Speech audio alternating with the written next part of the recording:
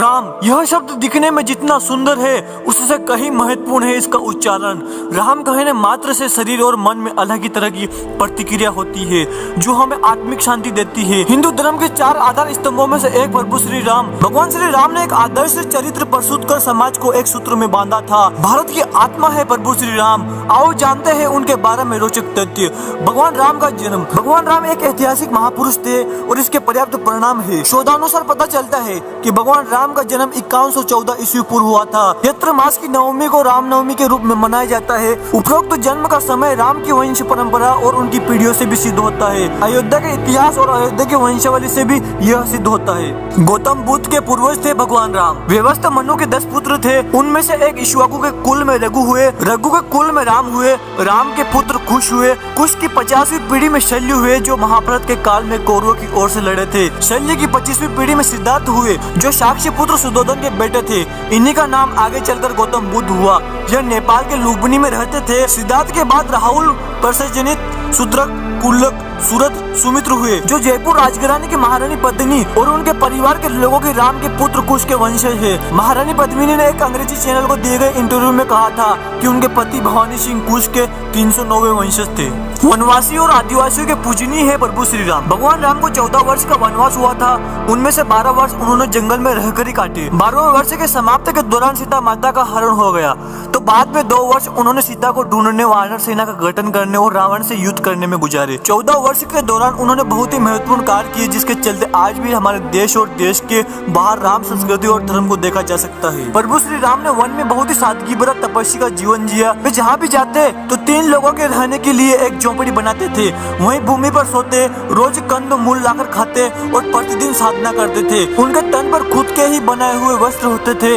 धनुष और बाण से वे जंगलों में राक्षसों और हिंसक पशुओं से सभी की रक्षा करते थे। इस दौरान उन्होंने देश के सभी संतों के आश्रमों को बर्बर लोगों के आतंक से बचाया।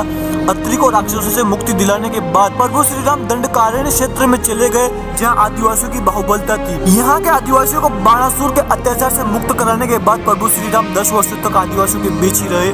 उन्होंने वनवासी और आदिवासियों के अलावा निषाद, वानर, मतंग और रीछ समाज के लोगों को भी धर्म, कर्म और वेदों की शिक्षा दी। शिवलिंग और सेतु बनवाया। 14 वर्ष के वनवास में से अंतिम 2 वर्ष प्रभु श्री राम दंडकारण्य के वन से निकलकर सीता माता की खोज में देश के अन्य जंगलों में भ्रमण करने लगे और वहाँ उनका सामना देश की अन्य कई जातियों और वनवासियों से हुआ। उन्होंने कई जातियों को इकट्ठा करके एक सेना का गठन किया और वे लंका की ओर चल पड़े। महाकाव्य रामायण के अनुसार भगवान श्री राम ने लंका पर चढ़ाई करने से पहले भगवान शिव की पूजा की थी। रामेश्वर का शिवलिंग श्री राम द्वारा स्थापित शिवलिंग है। इसके बाद प्रभु श्री राम ने नल और नील के माध्यम से विश्व का पहला सेतु बनवाया था और वह भी समुद्र के ऊपर। आज उसे राम सेतु कहते हैं जबकि भगवान राम ने इस सेतु का नाम नल सेतु रखा था। ऐसा था भगवान राम का काल। राम के काल में नदी में नाव और पोत चलते थे।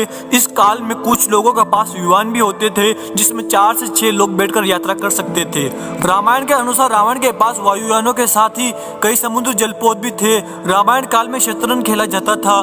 इस खेल का आविष्कार लंका के राजा रावण की रानी मंदोदरी ने किया था। तब इसे चतुरंग कहा जाता था। यह भी कहा जाता है कि राम के काल में पतंग भी उड़ाई जाती थी। राम रावण युद्ध केवल धनुष, बाण और गदा भाला जैसे अस्त्रों तक सीमित नहीं था।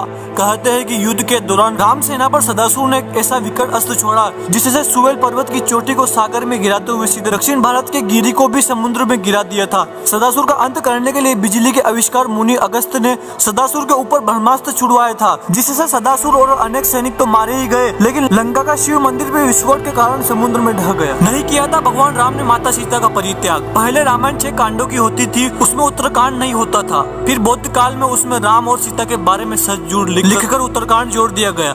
उस काल से ही इस कांड पर विद्वानों ने घोर विरोध जताया था लेकिन इस उत्तरकांड के चलते ही साहित्यकारों, कवियों और उपन्यासकारों को लिखने के लिए एक नया मसला मिल गया और इस तरह राम धीरे धीरे बदनाम होते गए। भगवान राम की जल समाधि।